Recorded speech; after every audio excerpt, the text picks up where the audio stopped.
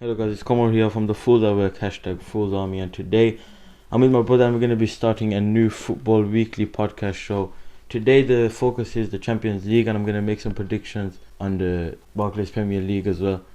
So let's start. 4 games that happened in the Champions League this week, which were... For Tuesday night was Real Madrid versus Borussia Dortmund and Chelsea versus Paris. As you know, Chelsea gone through, Real Madrid gone through.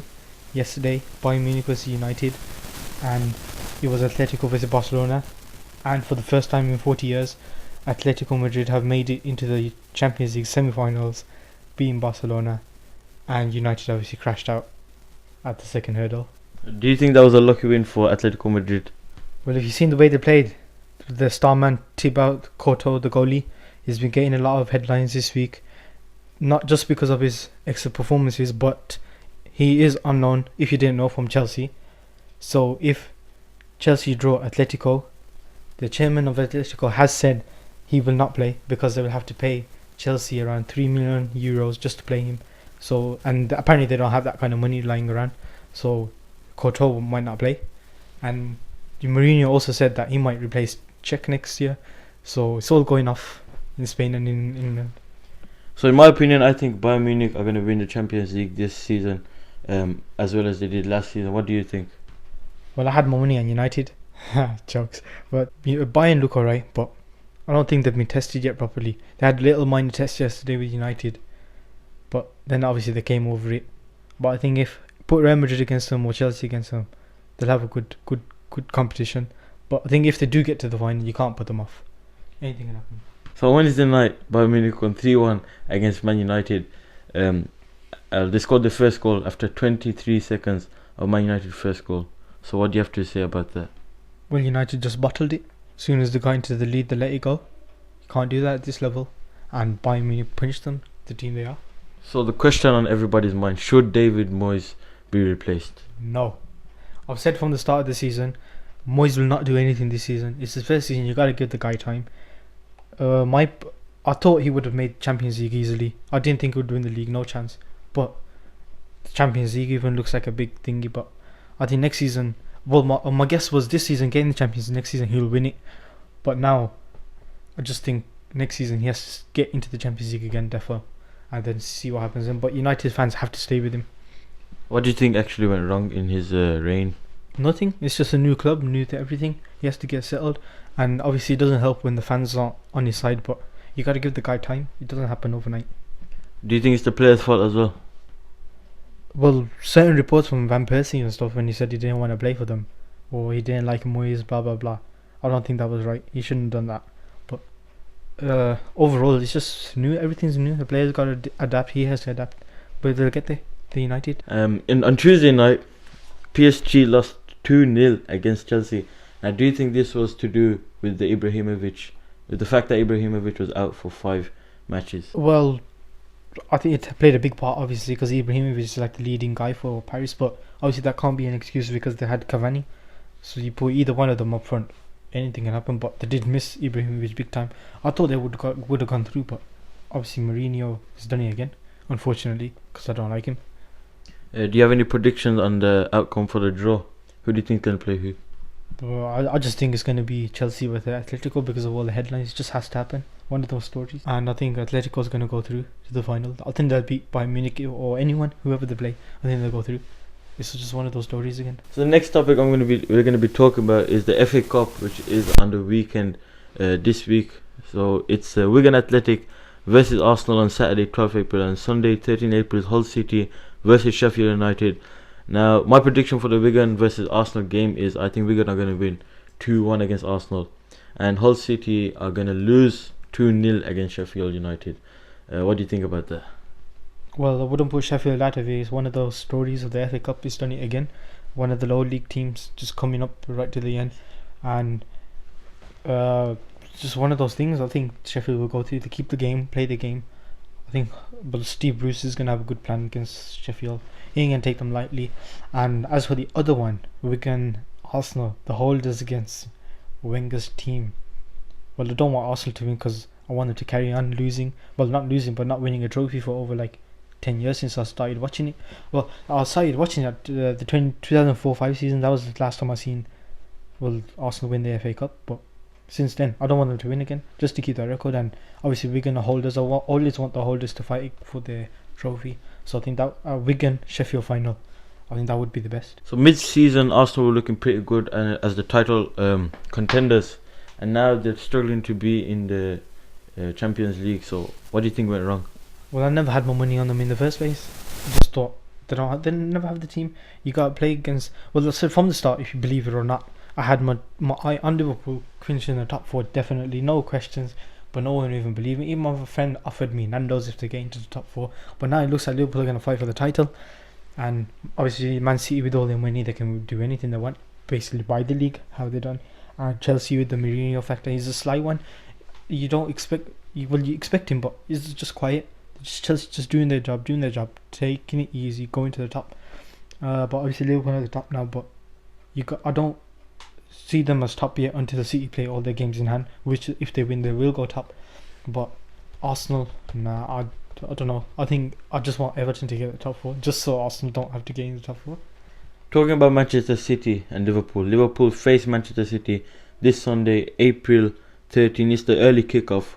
What do you think the outcome will be to that? My prediction for that game is 2-1 to Liverpool. I just think they're on a great run, and I don't think Manchester City will be able to hack it against the cup end. Well, the headlines from Sky Sports say the winners of the Super Sunday game will be the favourites for the title, and who can put your money against that? It's like the top two fighting. So, and I think Liverpool were close in December when they played City. They played the best game ever, but just lacked that finishing touches. But obviously they don't lack it, but on that particular game they did.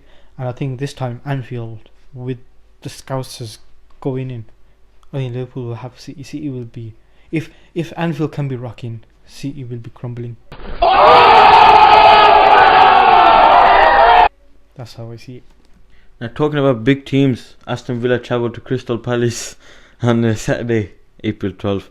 So I'm going to be honest, I think Crystal Palace are going to win. Probably trash Villa, as Benteke is out for the rest of the season, 6 months out. So what do you think about that? Their way, Aston Villa are away. Well, you're going to Crystal Palace, so I think Crystal Palace will win. Tony Pulis never been relegated as a manager. I think he's gonna do it. He's gonna beat Villa, and I hope they go down, because I'm a blue nose. Talking about going down, Sunderland, Cardiff City and Fulham are in the relegation zone for now. Sunderland have 2 games in hand, but Fulham and Cardiff have 33 games played already. Who do you think is going to be relegated this season? Well, the way it's going, I can't see Sunderland doing it, but anything can happen. But my favourites to go down, let me just get the table up. I think Cardiff's gone. I think Fulham will go, and it's going to be big fight between Sunderland and Norwich, I think. So you think West Brom and Swansea are okay? Yeah, I think West Brom got just a slight bit more quality, and Swansea they got quality as well. But I just hope Aston Villa get dragged back into it. So if they do, more money's on Villa. I wouldn't go that far. So now let's go on to Scouting Sensation. If you go on twitter.com, you can look for Scouting Sensations at scouting_s, which my brother runs. And these are just new players, upcoming young players, young talent, which he thinks are going to be big stars in the future. We're going to start it off with De Gea, the Man United goalkeeper that replaced Van der Sar a few seasons back. So he's a goalkeeper from Spain, and yeah, he's going to talk about him. Well, basically, you don't think, oh yeah, he's just talking about De Gea when he's all big. But the first time I noticed him, I don't know if you guys remember, was the UEFA Super Cup final in the 2010-2011 final, and it was against Inter Milan, Atletico, and I think Inter Milan won, or I think Inter Milan, obviously one of them won, but I think Inter Milan won, can't remember. But that day, De Gea was on point. He saved a penalty from Milito, and he was just having a wicked game. All these stopped, and I was like, this keeper is going crazy. And at the time, I think it was about 18 and 19. And then, obviously, a couple of seasons later, United bought him, and now you can see where he is. I think he's one of the best goalies in the world. But yeah, there's plenty other players. I've had players from all over the world. Some like Giovanni Dos Santos, One's called Carlos Fierro from Mexico as well. I spotted him in the under 17 World Cup in the 2011. So he's still got a couple of years to come, and what you watch, he's gonna come with a bang. Lucas from Brazil plays for Paris now. So when I spotted him, it was in the 2011 international friendly Brazil versus Scotland, and that's when we found another host of Brazilian players, including Neymar and Leandro. You know him, is a striker for Brazil as well. A couple of from the under 17 World Cup. And your My favorite name's Adrian. You remember that name? This Brazilian will be going places. In the future, he could be like, let's just say how Ronaldinho was at his prime, or Iniesta, someone like that. But this guy is out of the world. As the number of times I've heard Adrian. You FIFA fans out there, go on FIFA and look for Adrian. He's actually a beast, I'm not gonna lie. He's got, I think, 4-star skills, and yeah, he's a beast, I gotta say. A couple of others from under 20 notable player, Oscar. Don't know if you guys, well, I know for a fact none of you guys heard of him at the under 20 World Cup. He actually scored a hat-trick in the final, and it was Ramadan time, I remember, and I was awake watching the match, and I was like, this guy, he scored one goal from nearly the throw-in line, and he just whacked it and he flew in. I was like, this kid is a genius. And I remember once my friend saying, when Chelsea were going to buy him, what do you think of him? And I said, he's gonna be better than Iniesta, and look where he is now. There's a couple like Christian Eriksen from Denmark, 2011 international friendly against England. If you want to see more of these scouting sensations, make sure to go on at scouting_s on twitter.com. And that's it for today, guys. This was the weekly football podcast show. If you want to think of a name, make sure to put it in the comments or tell me face to face, whatever. I'll think of one unless you give me a good one. So this has been me and my brother. Hashtag Fools Army. Make sure to leave us a like and subscribe. Yalla bismillah. Peace. This problem lies in me.